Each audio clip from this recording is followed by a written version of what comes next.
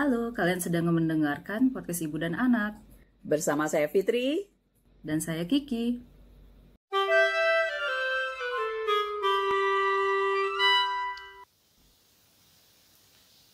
Halo.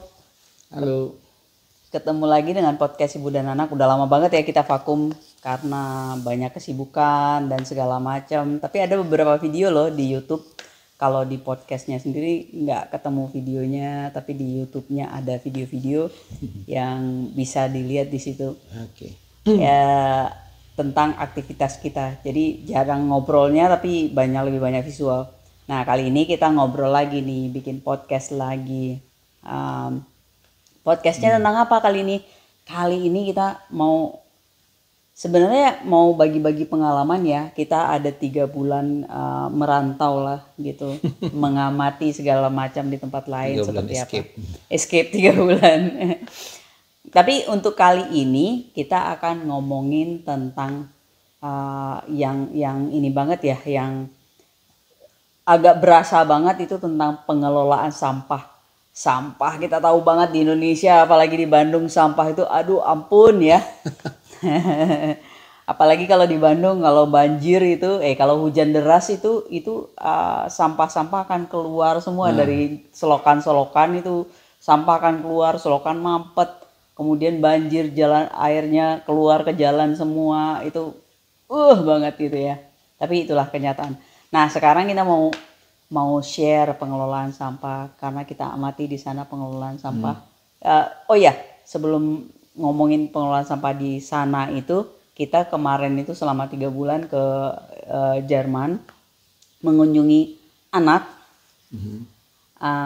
Dan karena ya 3 bulan ya cukup lama ya, jadinya kita mengamati berbagai macam, termasuk mengamati bagaimana sampah di sana. Nah, sebenarnya lucu juga ya pengelolaan sampah di sana. Di kita sebenarnya beberapa waktu belakangan juga suka setiap rumah tangga sih enggak ya, tapi kalau setiap kantor-kantor tuh udah ada pemisahan. Di ini juga ada pemisahan di mana di tempat-tempat umum ya suka ada pemisahan sampah organik dan non organik, ada pemisahan sampah kering dan sampah basah, bener nggak? Tapi kadang-kadang kita sendiri bingung nggak sih pemisahan sampah? Iya. Aku sendiri bingung. Bingungnya kenapa tuh Pak? Iya, pertama istilah organik dan non organik itu buat orang awam yang mana organik mana yang non organik kayak gitu. Tambah dengan mungkin orang yang lebih ke saintifik, mana yang organik sama yang non organik itu juga bisa bingung juga kayak gitu ya, seperti itu. Maksudnya apa kayak gitu, sampah basah sampah kering gitu, sampah kering nanti bingung lagi sampai kena hujan jadi basah, bingung. Kalau sekarangnya kering nanti kena air basah jadi masuk sampah basah atau sampah kering gitu. Iya, yang kayak gitu tuh ternyata nggak mudah ya. Ternyata bagaimana mencari istilah yang lebih mudah dan lebih dipahami lah kayak gitu. Iya, yang semua orang bisa melakukan hal yang sama sehingga dikelola secara sama di mana-mana gitu ya. Itu yang sulit ya. Ingat nggak kita dulu dengan idealismenya kita gitu, memisahkan sampah, kita pisah-pisahin nih sampah. Terus begitu ada bank sampah, ya kita udah pisahin sampah yang kira-kira bisa di recycle lagi, recycle, reuse sampah atau kering lah kita anggapnya. Ya kalau di sini sampah kering lah, tapi yang bisa recyclable lah gitu ya. Kita udah pisahin dengan semangat 45, kita pisahin. Begitu kita taruh ke tempat sampah sama bank sampahnya dicampur itu sampah ya. Yang udah susah-susah kita pisahin itu dicampur. Itu jadi nggak ada gunanya juga, jadi misalnya nggak gunanya. Sepertinya gitu juga dengan sampah-sampah yang misalnya di kantor-kantor sama di di tempat-tempat umum yang udah memisahkan organik dan non organik, tapi memang sampahnya begitu ngambil langsung dimasukin ke tempat sampah, gabung jadi satu. Ya nggak tahu kalau yang di luar ya. Yang mungkin pengelolaannya ada lah yang mungkin ada benar-benar dikelola sendiri, mungkin enggak gitu. Atau coba aja kita amatin sendiri ya di tempat sampah yang memang ada pemisahnya nih ya, Ada ada dua nih, pemisahnya. organik dan non organik seperti itu dipisahkan. Ada dua ya, warnanya kalau nggak salah kuning, satu yang hijau, Satu satu hijau. kayak gitu kan. Terus kira-kira dilihat pernah nggak ngelihat ke dalam itu seperti apa kayak gitu. Tapi sebenarnya pernah juga kita pernah Seringkali ngamatin masih campur, nyampur karena mungkin orang naroknya kan, bukan orang sampahnya kan. Tapi yang naroknya bingung nih mana sih kayak gimana. dan karena sampah aslinya apa namanya source-nya itu juga udah kecampur, si mang sampahnya juga bingung kali ya, udahlah daripada ini campurin aja semua gitu, mungkin nggak tahu. Ya bisa jadi. Termasuk plastik ya yang sekarang yang sangat-sangat bermasalah itu kan sampah plastik ya gitu. Oke, jadi mungkin kalau cerita kenapa kita jadi kepikiran kayak gitu, karena sebenarnya ngelihat dari Kiki ya, anak ya, Anak itu sangat-sangat rigid banget, sangat follow rules kayak gitu ya, seperti itu. Jadi dari tempat sampahnya sendiri udah memastikan mana yang sampah itu dibeda-bedakan di mana tempat sampah seperti apa, dan bahkan untuk membuang batu baterai juga ngecek dulu ini boleh dibuang di mana. Ternyata nggak boleh masuk ke tempat sampah dimanapun juga kayak gitu kan. Jadi harus dibawa ke tempat recycle khusus seperti itu. Dan beberapa barang-barang lainnya seperti lampu seperti begitu. Lampu ini aja lampu LED ya, bolam ya, bolam gitu. Itu juga begitu. Nah, jadi kita melihat bagaimana pengolahan sampah yang di sana gitu membuat orang menjadi benar-benar ngikutin yang sesuai aturan itu. Ya mungkin karena si anak juga udah Jerman banget kali ya. Jadi aturan seperti itu dia selalu mengikutin. Tapi kita ngelihat juga masalahnya agak nyerempet ke aturan sedikit ya. Aturannya itu dibikin seperti itu, tapi orang untuk menjalankan aturan tuh mudah gitu ya. Jadi misalnya kayak gini, itu dipisahkan, tapi pengkategoriannya itu juga mudah gitu. Sehingga orang tahu, oh yang seperti apa sih masuk ke sini gitu. Gitu. Makanya mereka benar-benar memisahkan, dan yang dipisahkan itu sendiri itu pengelolaan berikutnya juga terpisah gitu. Pengambilan sampahnya juga nanti ada waktunya berbeda, dan tempat pembuangan setiap satu apartemen, satu gedung itu tuh udah jelas gitu, dan itu dipisahkan dengan warna ya kalau nggak salah warna. Kita lihat cuplikan video tidak hanya warna ya yang sebenarnya, tapi juga ya warna mungkin kita kadang-kadang kita masukkan ini kategori mana kan, seperti kan apakah ini masuk kertas atau ini kemasan atau ini karena ada yang kemasan, ada kertas, ada juga plastik, kemudian ada botol yang kaca. Botol pun juga ada berwarna yang warnanya bening clear, hijau, brown atau hijau. Itu beda-beda juga. Ya seperti itu.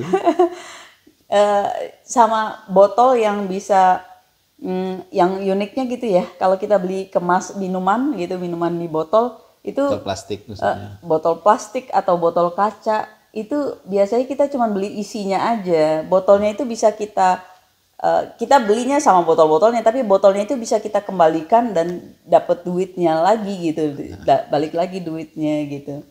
Uniknya gitu. Bisa diuangkan. Bisa diuangkan botolnya itu. Jadi kalau sebenarnya kita beli isinya aja, kalau kita mau kita beli isinya aja gitu. Tapi kan pada saat itu kan kita nggak bisa bawa isinya doang, jadi kita beli sama botol-botolnya, tapi botolnya bisa kita uangkan lagi gitu. Yeah. Tapi itu uniknya di sana itu yang bikin kita salut, orang mudah untuk mengkategorikan sampahnya sendiri gitu. Kebanyakan dengan warna-warna, kecuali sampah-sampah misalnya sampah baterai gitu ya, itu ada tempat tertentu, dan Yang lucunya lagi yang kita juga baru ngawatin kemarin, minyak goreng. Mereka nggak buang sampah minyak goreng sembarangan loh. Ya, minyak goreng minyak goreng ada tempat ditreat khusus. Jadi ada tempat pembuangan khusus minyak goreng. Nanti kita akan lihatkan video-videonya yang sempat kita capture juga di sana.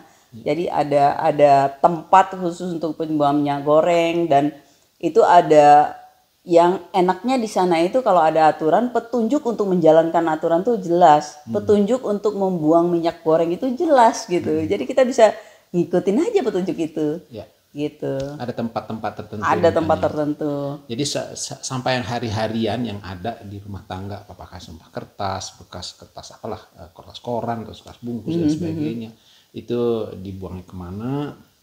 Terus nanti selain warnanya khusus untuk sampah kotak sampah kertas, ada juga gambar apa aja yang kertas itu kan, ada tisu, ada apa kayak gitu masuk ke situ kayak gitu. Iya. Terus ada kemasan yang lain, ada sama kemasan plastik. Campur-campur atau kemasan keju atau apa, itu beda satu lagi tempatnya gitu. Itu namanya sebagai bentuknya kemasan.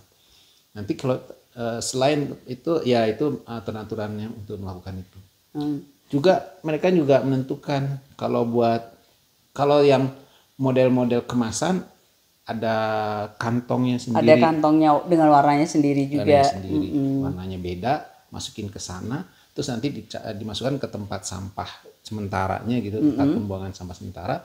Itu juga yang misalnya di setiap apartemen, tempat gedung itu ada Setiap apartemen, ya setiap inilah ya, setiap lokasi-lokasi tertentu gitu ya. Ada biasanya buang ke sana kayak gitu kan. Ada bagian seperti itu. Termasuk sampah-sampah, kalau sampah-sampah yang lain-lain, sampah dapur, organik sebagainya, itu kantongnya pun beda. Kantongnya beda dan nyimpannya di mana seperti itu. Jadi biasanya satu rumah tangga yang kita kan sempat nginap di Airbnb yang kayak gitu ya. Setiap rumah tangga itu punya minimal itu 3 tempat sampah sih. Kalau di tempat si anak sendiri tempat sampahnya 1, tapi dia punya kantong-kantong untuk tempat-tempat sampah yang lain gitu. Jadi yang tempat sampah rumah tangga aja yang dia taruh di tempat sampah. Rata-rata rumah tangga begitu ya. Airbnb yang kita datengin itu pasti ada pemisahan gitu. Ada selalu ada tempat yang untuk sampah apa. Dan gitu yang ada orangnya, begitu kita masuk juga dia bilang kalau sampah ini buangnya di sini ya, sampah ini buangnya di sini gitu. Dia kasih tahu seperti itu. Jadi cukup clear ya. Kalau seandainya ada sampah-sampah yang lain yang memang harus ditreat khusus, biasanya di kemasan waktu kita beli baterai kayak gitu kan. Itu biasanya orangnya simpen dulu gitu ya. Nanti karena ada tempat-tempat tersendiri untuk membuangnya. Biasanya di balik ke toko tempat beli biasanya juga menyediakan buangnya atau mendispose dari baterai atau apa kayak gitu, atau elektronik dan juga sebagainya ya, gitu. Jadi nggak buang sembarangan loh elektronik. Iya.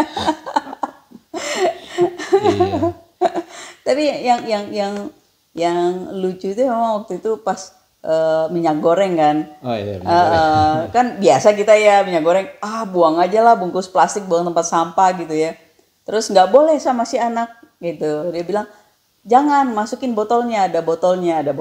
Terus botolnya gratis kok. Botolnya gratis disediakan, tempat pembuangannya juga gratis disediakan. Jadi ada botolnya sendiri, kita ambil botolnya itu, terus setelah penuh kita masukin ke tempat pembuangannya, jelantah bekas goreng gitu. Setelah penuh, terus kita tempat pembuangan sampah kita masukin gitu, terus kita ambil botol baru. Lucu kan? Ntar lihat di cuplikannya ya. Lucu, itu seru. Tapi yang lucu lagi botol-botol bekas yang bisa diuangkan itu. Jadi kemarin itu kita juga lihat si anak ngumpulin, ngapain sih dikumpulin? Ini duit mah katanya. duit gimana? Nah, dia liatin tuh caranya. Jadi botolnya kita datang ke toko. Nah, nanti di toko tuh ada mesin-mesin yang mau dibuang ya, mau dikumpulin. Itu di setiap supermarket itu, di setiap pusat perbelanjaan itu ada tempat-tempat pembuangannya itu, dan Ya. kita bisa masukin ke sana botolnya. Itu botol plastik sih yang kayak gitu. Kalau botol kaca itu nggak dibalikin duitnya. Nah itu kita masukin ke sana, terus nanti kita dapat semacam voucher. Voucher itu bisa kita belanja lagi Belanja atau lagi bisa di toko tersebut, ambil atau duitnya ambil gitu. duitnya, ya. Gitu. Makanya di situ kita lihat orang ya banyak semacam pemulung ya, mungkin orang-orang yang pengen dapat uang tambahan atau apa. Anak-anak juga banyak yang Anak-anak suka juga banyak. ngumpul-ngumpulin tempat keramaian Keramaian kayak biasanya gitu. habis pesta atau habis keramaian nah gitu. Kadang-kadang orang nggak mau bawa gitu, akhirnya ditaruh di tempat Sampah, sampah. heeh. Nah, orang yang suka ngambil itu suka ngambilnya dari tempat sampah itu, gitu. Tempat sampah yang apa, yang Yang botol recycle kayak gitu kan, reuse kayak gitu. Sudah diambilin dari sana. terus dimasukin ke supermarket, lumayan dapat duit. Iya, jadi mata pencarian. Lumayan loh. Jadi kalau susah-susah banget cari duit ya cari duit tuh kayak gitu aja lumayan. Dan ternyata banyak ya kita perhatiin ya. Mungkin orangnya yang pergi-pergi terus nggak begitu. Ah, kalau dibawa-bawa dia mungkin repot. Ya sudah, taruh kayak di tempat sampah. Akhirnya ada orang-orang yang ngambil ya. Yang seperti itu. mulungin. Gitu. Jadi kalau source-nya sendiri, sumber sampahnya sendiri itu udah dipisahin, itu mungkin pengelolaan sampah di tempat akhirnya juga lebih mudah ya. Iya, balik-balik mungkin ya, mungkin pertanyaannya apa sih, buat apa sih gitu kan? Apa sih gunanya dipisah-pisahin di apa sampah kayak gimana? Ya mungkin satu adalah pengolahan sampah itu sendiri ya, karena supaya sampahnya tidak banyak. Jadi prinsip reuse, reduce, recycle itu diterapkan betul kan ke beberapa yang berapa yang memang bisa di reuse, bisa di recycle dan itu diutamakan. Jadi ada yang tadi kalau botol plastik ada insentif seperti itu ya. Yang lain-lain itu dikelola dengan baik supaya nanti bisa di recycle seperti itu. Saya kira komponen-komponen, kalau komponen-komponen itu mungkin ada hal-hal yang lain ya yang penting. Maksudnya komponen elektronik seperti itu atau elektronik. Tak pikir sih itu mungkin karena ini, mungkin ada racun atau apa dari komponen sampah elektroniknya sendiri. Misalnya kayak baterai itu kan Tuh, limbah kan berbahaya beracun sebenarnya. ya sebenarnya. Ada mengandung merkuri mungkin ya. Iya. Atau nikel atau kadmium seperti itu. Dianggap logam berat yang mungkin ada berbahaya juga. Makanya pemerintah sana ya, bukan pemerintah sini. Pemerintah sana khusus mentreat itu gitu. Jadi nggak sembarangan orang membuang sampahnya, dan itu dihandle langsung oleh pemerintah gitu. Nggak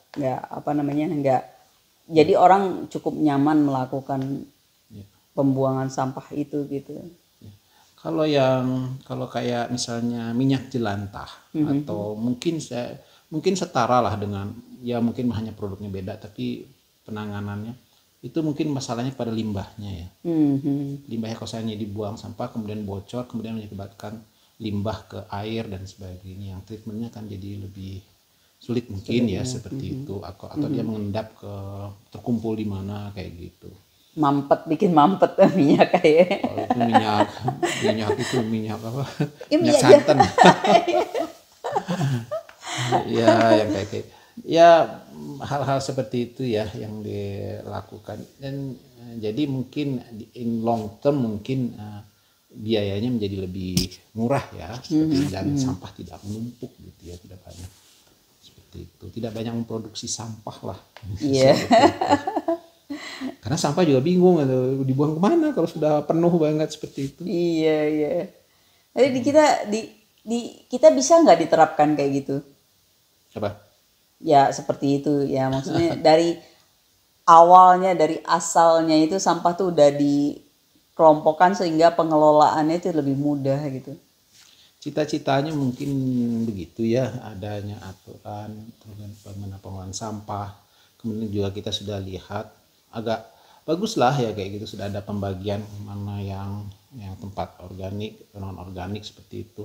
Hanya mungkin harus lebih jelas seperti itu. Kategorinya lebih dimasyarakatkan, kalau lebih itu mudah. Sudah keluar dalam peraturan daerah mana organik dan ini, ya ada sosialisasi, atau kemudian kalau enggak ya diubah kategorinya yang lebih jelas lagi supaya masyarakat, karena yakin masyarakat mau sih seperti itu. Cuma kalau disuruh beri sampah mungkin enggak mau.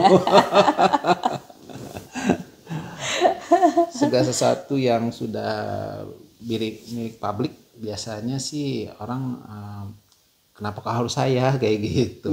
Semua tahu kayak gitu ya, kayak air gitu, janganlah makailah air dengan secukupnya gitu. Terus mikir, oh iya kita tahu gitu nanti ada kekurangan air nantinya gitu ya, atau kita krisis air. Tapi oke, kamu hemat air. Terus tanyanya kenapa harus saya, yang lain lah kenapa enggak? Iya juga sih. Iya sih, kenapa harus saya kayak gitu? Buang sampah lah dengan benar kayak gitu. Kita melakukan kayak gitu kan. Tapi yang lain enggak. Kenapa harus saya? Yang lain lah kayak gitu. Ya, itu hal-hal yang publik ya, masalah dengan public goods itu ya begitu treatmentnya. Tapi kalau pemerintah nggak mau terus-terusan kayak gitu, ya harus mengedukasi, kemudian harus strict dengan regulation, kemudian harus sosialisasinya harus jelas juga, kemudian juga memang tempat sampah itu memang benar ada difasilitasi gitu. Ini cerita lain ya, kita pernah ke suatu tempat di daerah pantai kayak gitu ya. Nah waktu kita melihat sampah itu banyak gitu kan, tetapi banyaknya lagi itu adalah di tempat mereka mungkin penduduk yang masyarakat yang datang ke sana buang sampah. Cuman tempat sampahnya itu udah penuh. Sehingga buangnya meluber ke bawah kayak gitu. Jadinya ya tempat sampahnya berarti nggak cukup, nggak memperhitungkan dari berapa jumlah orang yang hadir dan sebagainya, atau mungkin frekuensi pengambilan sampah itunya harus lebih sering seperti itu. Nah itu kan sayang ya, sudah dilakukan upaya. Dan itu tempat di jalan kita temu berapa banyak sampah, oke lah ada gitu sampah-sampah dari orang yang tidak tertib. Tapi ada orang yang mau tertib, tapi tempat sampahnya sendiri udah penuh gitu, dia nggak bisa buang juga kayak gitu. Akhirnya taruh aja lah deket sampah, tempat sampahnya gitu. Betul. Iya. Sering kita temukan terutama daerah-daerah wisata ya. Iya, banyak daerah wisata. Jadi hitungan berapa jumlah dan ini kemudian pengolahan sampahnya. Ya, itulah sampah ya. Sampah sesuatu yang harus dibuang, tapi kalau kita buangnya nggak benar bikin hidup kita juga nggak nyaman juga ya. Tapi satu hal di kita itu ya sampah yang masalah banget ya. Sebagus-bagusnya kota ya di kita tetap aja nggak serapi di tempat lain gitu ya, tempat yang ya negara-negara yang udah maju yang memang rapi. Iya, kita tahu sampah itu bikin masalah ya, sebenarnya orang bikin mampet, bikin apa, jadinya jadi banjir ini lah ya, bukan banjir genangan yang gede gitu, tapi karena mampet, selokan mampet sehingga jadi banjir jalan seperti itu. Banjir kita sesaat tahu kayak gitu. Dan kita seperti kayak bingung aja menghadapi, tahu itu ada masalah dan sudah tahu juga cara mengatasinya, tetapi kita nggak melakukan apa-apa dan berulang kali kita jadi menemuin masalah yang sama kayak gitu terus-terusan. Bingung juga. Apa ya coba yang harus dibenerin lagi kayak gitu? Ya mungkin balik lagi ya. Ya kalau sampah di rumah mungkin kalau ada pengawasan dari pemerintah atau apa setempat gitu ngelihat mungkin akan negur ke rumah kalau seandainya tempat sampahnya nggak benar, sampahnya ternyata nggak berantakan yang akibatkan nanti bisa mencemari ke publik ya, seperti sampah dari rumah tapi kemudian nanti takutnya berantakan ke selokan, jadi selokan jadi mampet dan sebagainya, mungkin ada treatment. Tapi kalau di jalan yang ini kalau dilihat juga yang kebiasaan buang sampah itu tidak, mungkin yang paling care untuk membuang sampah dengan benar itu tukang sampah sendiri. Tukang sapu jalan gitu kan. Mungkin dia marah-marah gitu, sampah segitu banyak tiap hari gitu kan. Yang lain yang make biasa enggak gitu. Ya kita nggak tahu. Iya itu juga sih ya. Kalau udah di jalan, wah ya nggak ketahuan lah siapa gitu. Daripada sampah dipegang terus, dibawa atau dikantongin, mau kemana, sampai kapan? Sampai pulang ke rumah lagi kayak gitu. Bagus. Ya mudah-mudahan ya suatu saat nanti di tempat kita di Indonesia itu ya kita mulai dari kita sendiri ya, kita mulai dari kita sendiri juga kita berusaha mengelola sampah yang apa ya namanya yang bisa diambil oleh pemulung langsung bisa diambil oleh pemulung, yang memang nggak bisa ya udah kita buang ke sebagai sampah rumah tangga gitu ya, sampah harian gitu. Nah, cuman kita berharap nanti pengelolaan berikutnya juga udah langsung terpisah seperti itu, kita berharapnya begitu ya. Dengan kita memisahkan itu akan memudahkan pengelolaan sampah berikutnya, dan mudah-mudahan teman-teman semua Mungkin juga kita harus mikirkan pengelolaan sampah ya. Kalau dari pribadi kan banyak ya orang melakukan untuk jadikan kompos kayak gitu, sampah-sampah tentu, sampah-sampah dapur. Di zaman sendiri sebenarnya itu sampah dapur tuh diupayakan untuk dijadikan kompos kan, seperti itu. Tapi mereka sendiri mengategorikan sampah organik itu adalah memang sampah dari tanaman sendiri kan. Mereka kan rata-rata punya yang punya taman gitu kan, pasti ada potongan rumput atau apa itu memang dibuang di ya organik itu ya memang organik itu, nggak kayak kita bingung sendiri ngelola organik yang nggak organik itu seperti apa, nggak ngerti. Coba yang ketemu tempat sampah di jalan gitu dibilang organik dan non organik, kita bingung nggak yang mana ya kan, pasti kita milih yang buangnya semuanya ke tidak organik kan, padahal itu sampahnya sebenarnya bisa recyclable gitu. Misalnya lah kita kotak kemasan gitu, itu kan recyclable. Mungkin dipilah lagi setelah masuk ke sana. Ya kita memang ada banyak pahlawan-pahlawan pemulung yang memisahkan itu gitu. Tapi sebenarnya dari kita sendiri bisa kita pisahkan sehingga pengelolaan berikutnya itu lebih gampang sebenarnya. Yuk kita sama-sama ya Mbak ya. Iya. Kalau kita bisa dari kita sendiri mulai mengelola sampah kita Pengelolaan sendiri. sampah juga mungkin ya bagusnya bisa juga dilakukan secara kolektif kayak gitu. Ya. Rumah tangga dari beberapa satu RT kayak gitu, ayo dilakukan bersama secara kolektif. Seperti itu. Ya mungkin itu akan lebih bagus ya. Dan ditata pun khawatir bau ya mungkin ada treatment supaya nggak bau dan sebagainya. Nah tapi itu kan tidak bisa cukup dari inisiatif juga dari ini ya, harus ada effort dari sosialisasi dari pemerintah untuk mendukung program-program seperti itu juga gitu supaya semua orang mau gitu. Ya. Kita berharap suatu saat lah di kita sampah-sampah itu nggak berserakan, apalagi nggak berserakan di jalan, apalagi di dalam selokan ya, mudah-mudahan nggak sampai seperti itu lagi. Jadi itu ya oleh-oleh kita dari mengenai sampah. Itu salah satu. Nanti kita akan datang lagi dengan oleh-oleh cerita-cerita lain yang menarik dan kita lihat bagaimana kita melakukan di sini. Mungkin itu ruang untuk improvement di kita ya, di kita baik di kita sendiri dan ya berbagi masyarakat. ya. Oke, gitu kali ya. Oh ya udah, terima kasih udah nonton. Jangan lupa kalau ada pertanyaan atau apa tanya aja di komen. Terima kasih. Sampai ketemu lagi.